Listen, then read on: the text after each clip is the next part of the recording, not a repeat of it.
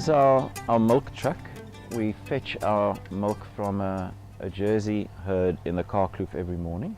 The milk arrives in this is about 2,700 litres, and from here it gets pumped into the heating vat.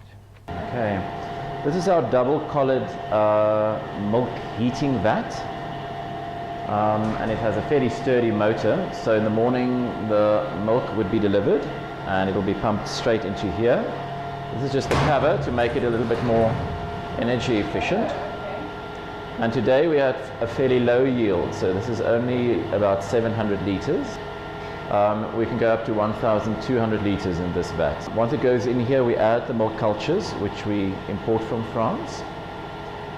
We'll get it up to 38 degrees, and after that we will stop this entire process, switch the heating off, and add the vegetarian rennet.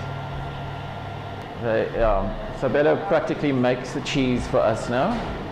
In the beginning I was working quite hard at it, and he's just developed into a very good cheese maker. You can see he's just testing the temperature now. The cultures have gone in, so they're being stirred throughout the milk mixture, and when it reaches 38 we will switch this entire process off.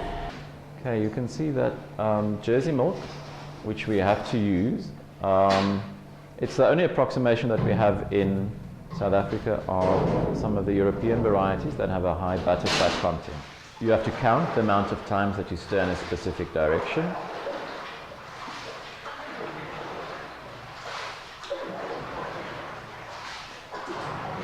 Because what you're essentially controlling is the distribution of that rennet through the volume of milk.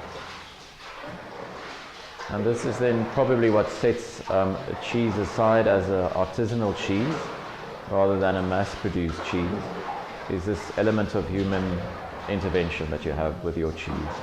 Okay, now you can see in that little hollow, that slight yellow liquid there, that's the start of the whey. Wow. So we just take a ruler, metal ruler,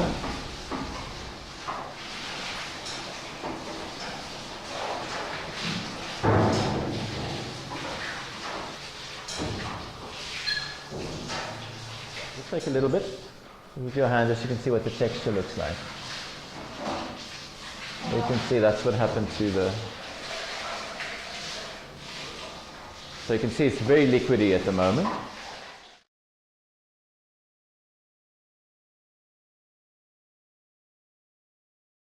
So these molds makes it quite easy to do 20 of them at a time, and then obviously we have stacks.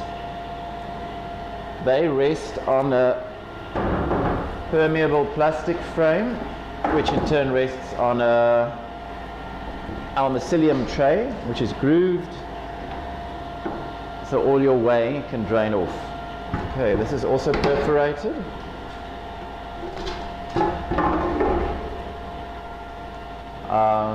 This just keeps your cheeses off the surface so that the whey can filter through.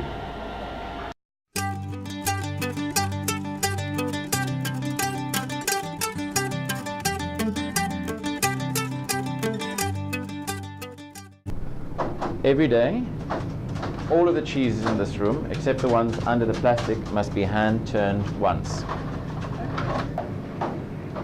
Okay, so you can see this is the start of the white mold, which is why it's called a white mold cheese. That's basically a surface that you've created there with a bit of salt that the mold is now growing on, and that's what will give your cheese its flavor. There's an outer recycled paper layer, and then there's an internal plasticized layer, and in between there's a spray of paraffin, which means that no external fungus can reach your cheese. So if you had a blue cheese next to this, it won't penetrate this paper to get to your cheese, and the white mold inside the packaging can't escape. But you do have an oxygen exchange, which is crucial for the cheese to breathe.